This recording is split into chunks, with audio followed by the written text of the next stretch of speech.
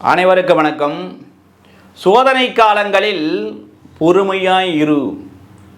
மேகங்கள் சூழ்ந்து கொண்டால் அந்த சூரியன் கூட பிரகாசிக்க முடியாது என்றால் நீயும் நானும் எம்மாத்திரம். கண்டிப்பாக அந்த மேகங்கள் விலகி சூரியன் பிரகாசிப்பது போல உங்களுடைய சோதனைகள் அகன்று நீங்கள் நினைக்கின்ற அந்த நீதிபதி தேர்வில் வெற்றி பெறுவீர்கள் என்று கூறி இன்றைய வகுப்பில் நெகோஷியபிள் இன்ஸ்ட்ருமெண்ட் ஆக்ட் 1881 செக்ஷன் 9 பார்க்க போகிறோம். செக்ஷன் 8 என்ன பார்த்தோம்? ஹோல்டர் பார்த்தோம். இங்கே section 9 holder in due course, உரிய நேரத்தில் அந்த காசோலையோ அல்லது பில் ஆஃப் எக்ஸ்சேஞ்சோ வைத்திருப்பவர் அப்படின்னு அர்த்தம். ஓகேவா? இப்போ இது என்ன சொல்லுதுன்னு சொன்னால், holder in due course means any person who for consideration became the possessor of a promissory note, bill of exchange or check if payable to bearer. சரி, இப்போ படவிலத்தோடு பார்த்தோம்னா நமக்கு ஈஸியாக புரியும். இப்போ இவர் டிராயர் இருக்கார்ல, இவருக்கு 1 லட்சம் கடன் தரணும். அதுக்காக இந்த செக்கை என்ன பண்ணுறாரு, இவர் கொடுக்குறாரு. இப்போ இந்த செக்கு இவர் வச்சிருக்கார், இவர் தான் ஹோல்டர். இந்த சமயத்தில் இவர் வராரு, இவர் எக்ஸு ஒய்ன்னு வச்சுக்க. ஒய் வராரு, இப்போ நீ எனக்கு 1 லட்சம் கடன் தரணுமே, அந்த 1 லட்சம் கடன் எனக்கு கொடுன்னு கேட்குறாரு. அப்போ எக்ஸ் நான் சொல்கிறான் இந்த ஒய்கிட்ட, ஏற்கனவே என்னிடம் கடன் வாங்கி என்பவர் இந்த செக்கை கொடுத்துருக்காரு, இல்லை ப்ராமிசரி நோட்டை கொடுத்துருக்காரு, அல்லது பில் ஆஃப் எக்ஸ்சேஞ்ச் கொடுத்துருக்காரு அப்படின்னு சொல்லி இதை காலத்தை பாரு இருக்கு, இதை நீ வைத்துக்கொள், உனக்கு விட வேண்டிய கடத்திற்கு இதை நீ வைத்துக்கொள் என்று இவருக்கு கொடுக்கிறார். அப்போ இவர் யாரு? இவர் தான் ஹோல்டர் இன் டியூ கோர்ஸ். அப்போ உரிய நேரத்தில் இப்பொழுது இவருடைய பொசிஷனில் இருக்கின்றது அந்த செக் என்றால் இவர் தான் ஹோல்டர் இன் டியூ கோர்ஸ் என்று அர்த்தம். இஃப் பேயபிள் டு ஆர்டர், த பேயி நம்ம எல்லாம் பார்த்தோம், டிராயர் டிராயி பேயின்னு பார்த்தோம். யார் அந்த செக்கை பெற்று வைத்திருக்காரோ அவரிடமிருந்து பெற்றுக்கொள்ளுதல். அல்லது என்டோஸ் தேர் ஆஃப்னா என்ன? இப்போ எனக்கு என் செக் இருக்குது, என் பேரில் தான் இருக்குது, நான் பேங்க்குக்கு போகல, நான் என்ன பண்ணுறேன், என்டாஸ் பண்ணுறேன்.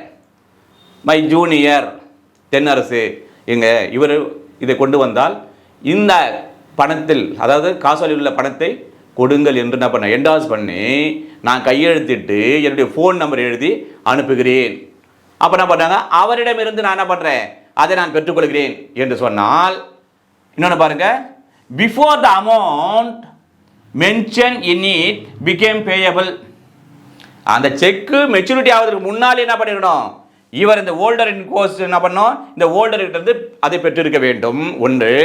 இரண்டாவது என்ன, அண்ட் மேலும் without having sufficient cause to believe that any defect existed in the title of the person from whom he derived his title. இவர் எவ்வாறு இவையெல்லாம் ப்ராமிசரி நோட்டோ அல்லது பில் ஆஃப் எக்ஸ்சேஞ்ச் செக்கு எவ்வாறு இவர் பெற்றிருக்க வேண்டும் என்று சொன்னால், இவர் யாரிடமிருந்து இந்த ஹோல்டர் பெற்றார்ல, உதாரணத்துக்கு இவரிடமிருந்து இது எந்த விதமான டிஃபெக்டும் இல்லை என்று நம்பி ஒரு நல்லெண்ணத்தோடு அதை இவர் பெற்றிருக்க வேண்டும். அவ்வாறு இவர் பெற்றுவிட்டால் என்ன அர்த்தம், இவருக்கான குட் டைட்டில். இப்போ ஹோல்டர் இன் கோர்ஸ் அப்படின்னு ஒரு காசோலை வைத்திருந்தால் அது குட் டைட்டில் என்று எடுத்துக்கொள்ளுதல் வேண்டும் என்று இருக்கின்றது. இவ்வாறாக இந்த ப்ராமிசரி நோட்டோ பில் ஆஃப் எக்ஸ்சேஞ்சோ செக்கையோ அதில் இருக்கின்ற அந்த பணத்தை கொடுத்து வைத்திருக்கார்ல, இதை இவர் வைத்திருக்கார், இவர் தான் ஹோல்டர் இன் கோர்ஸ். செக்ஷன் 9 இருக்குல்ல, ஹோல்டர் இன் டியூ கோர்ஸ், இதை தொடர்புடைய அந்த ஹோல்டர் இன் டியூ கோர்ஸுக்கு அவர் என்னென்ன உரிமைகள் உள்ளது அது ரிலேட்டடாக இருக்கிறத பற்றி பார்ப்போம். என்னென்ன உரிமைகள் என்றால், the holder in due course gets a good title even if the transferer's title is defective. இப்போ உதாரணத்தை பாருங்களேன், இந்த ஹோல்டர் டியூ கோர்ஸ்னு இவர் பெற்றிருக்கார்ல, பெற்றிருக்கின்ற போது இவர் வைக்கின்ற அந்த ஹோல்டர் வைத்திருக்கின்ற போது டிஃபெக்டாக இருந்தால் கூட இவர் பெற்றவுடன் அந்த டிஃபெக்டிவாக அது இருக்குமானால் இருக்காது, குட் டைட்டில் ஆகிவிடும். ஒன்று. அதே போல all prior parties are liable to holder in due course. இப்போ நான் தான் இப்போ ஹோல்டர் இன் டியூ கோர்ஸ் என்றால், எனக்கு முன்னால் அந்த காசோலையோ ப்ராமிசரி நோட்டோ பில் ஆஃப் எக்ஸ்சேஞ்சோ யாரெல்லாம் அதை கையாண்டு இருக்கிறார்களோ அவர்களெல்லாம் தரப்பினராக நான் சேர்ப்பதற்கான எனக்கு உரிமை உள்ளது.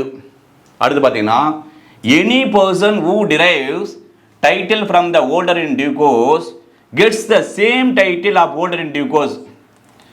இப்போ எந்த ஒரு நபரும் நான் தான் இப்போ holder in due course என்றால் என்னிடம் இருந்த அந்த ப்ராமிசரி நோட்டோ காசோலையோ அல்லது பில் ஆஃப் எக்ஸ்சேஞ்சையோ பெறுகிறார்கள் என்று சொன்னால் எனக்கு என்ன உரிமை இருக்கின்றது அதே உரிமையே யாருக்கு holder in due courseக்கும் இருக்கும் என்று சொல்கின்றது. சரி, அடுத்து பாருங்க. Any person who derives title from the holder in due course gets the same title even though he has knowledge of fraud.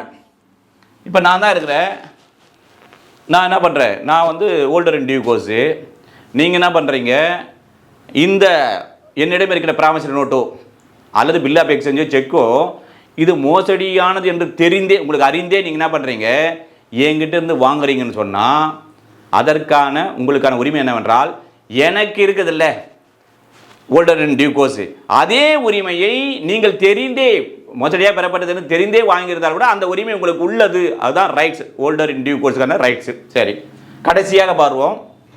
Any person who derive title from the holder in due course gets a defective title if he is party to fraud. என்ன பண்ணுறோம், அதாவது இப்போ தான் நான் வந்து holder in due course இருக்கிறேன், அப்படி இருக்கின்ற போது அந்த ஃப்ராடு மோசடி நடந்துக்குதுல்ல அதிலே ஒரு தரப்பினராக இருக்கின்ற போது எனக்கு அந்த உரிமை கிடைக்குமா, holder in due course கிடைக்குமா என்றால் அந்த உரிமை எனக்கு கிடைக்காது என்று சொல்லுகின்றது. செக்ஷன் 9 இருக்கிற holder in due courseம் நெகோசியபிள் இன்ஸ்ட்ருமெண்ட் ஆக்ட் 1881 நாம் படிக்கின்ற போது பல இடங்களில் வரும். அப்படி என்றால் இந்த செக்ஷன் 9 தெரிந்திருந்தால் தான் who is holder in course என்று தெரிந்து அதை புரிந்து படிக்க முடியும் என்று கூறி இந்த வாய்ப்பை பயன்படுத்தி இதில் உள்ள அதாவது ஃபிலிம்ஸுக்கு பல கேள்விகளை உருவாக்கலாம். நெகோசியபிள் இன்ஸ்ட்ருமெண்ட் ஆக்டில் கண்டிப்பாக ஒரு ஜட்ஜ்மெண்ட்டு கேள்வி வரும் ஃபிலிம்ஸுக்கு. அதனால் இதிலே நீங்களே ஒரு கேள்வியை தயார் செய்து பல முறை தொடர்ந்து பயிற்சி செய்து முயற்சி செய்தால் வெற்றி நிச்சயம் என்று கூறி அடுத்த சந்திப்போம். நன்றி, வணக்கம்.